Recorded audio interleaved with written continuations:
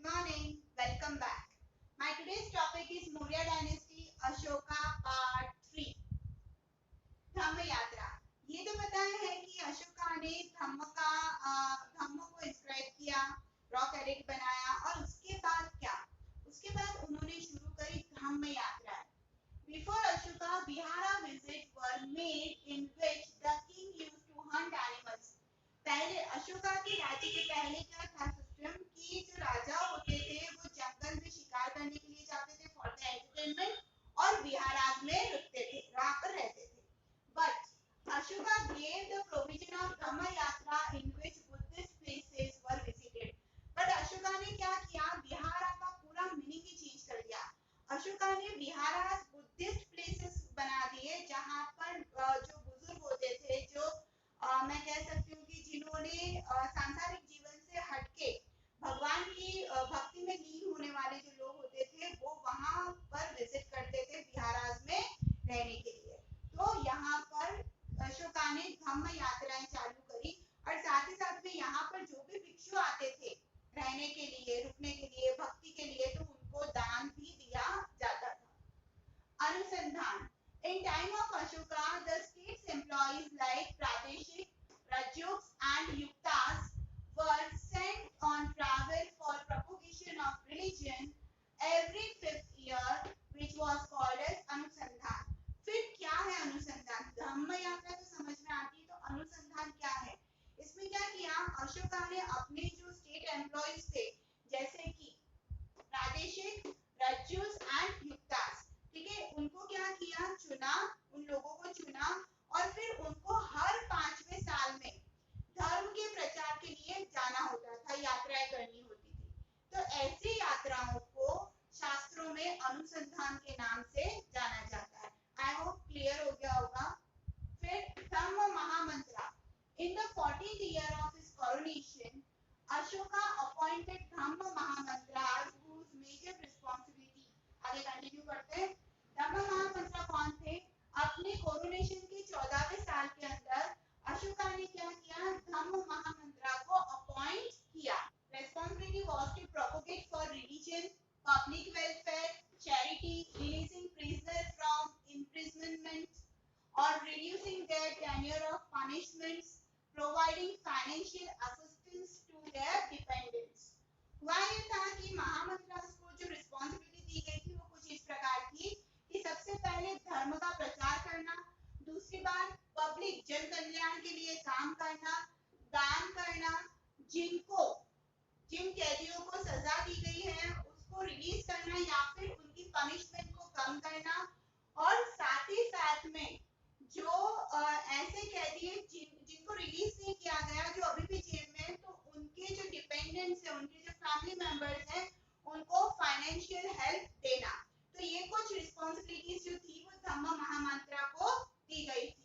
अब rock edict के बारे में अगर थोड़ी सी जानकारी देखें कि कहाँ से इंस्पिरेशन मिली अशोका को, तो देखिए, Ashoka was the first Indian ruler to address his subjects through edicts. Ashoka India के पहले ऐसे राजा थे जिन्होंने अपने विचारों को, अपने सारे विचारों को, करनी को, कर्म को उन्होंने रॉक एडिक्ट यानी शिलाभिषेक किया। मैं इसको ये बोल सकती हूँ कि किसी भी बड़े से पत्थर पे, मैटर पे खुदवा देना, है ना, तो खुदाई कर करके उन्होंने सब कुछ लिखवाया। He got this inspiration from Dara I Darius, the ruler of Iran. अब उनको ये आइडिया कहाँ से मिला? तो उनको ये आइडिया ईरान के जो राजा थे डेरियस, जिनको दारा I के नाम से जाना जाता है, उनसे इंस्पायर होके अशोका ने रॉक एडिटिंग चालू करी थी। Most of the edicts are in Brahmi script. Ashoka ने जिस लिपि का इस्तेमाल किया, है ना, जिस स्क्रिप्ट का इस्तेमाल किया, जिस लैंग्वेज का इस्तेमाल किया रॉक एडिट के लिए, वो ब्राह्मी स्क्रिप्ट में थी। while in Mansehra and Shahbazgarhi जो प्लेस है और मानसेरा, वहां पर जो रॉक एडिट मिले हैं वो खरोष्टी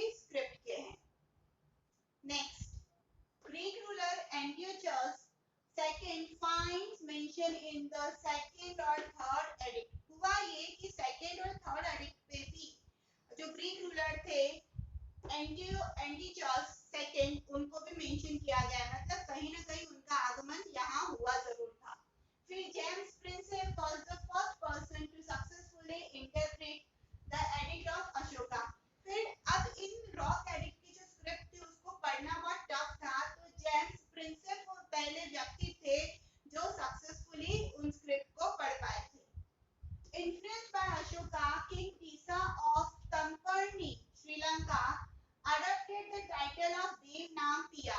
हुआ ये अशोका से प्रभावित होकर श्रीलंका के तमपर्नी के राजा जिनका नाम टीसा था, उन्होंने अपने आप को देवनामपिया टाइटल दिया। अब ये देवनामपिया टाइटल अशोका को दिया गया था, तो उन्होंने भी ये टाइटल अडॉप्ट किया। Tisa invited Ashoka on the occasion of his second coronation।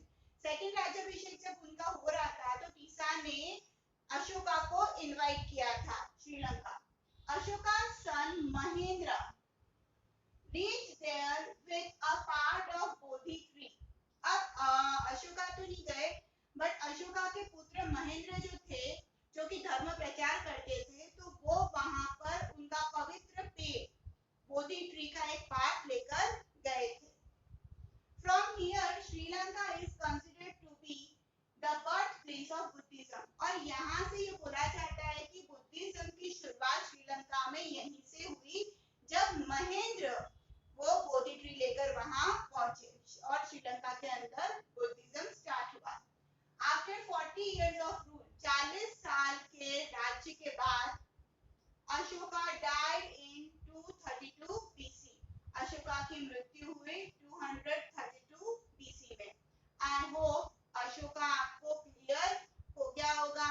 कोई भी डाउट है कमेंट करिए, अदरवाइज पढ़ते रहिए।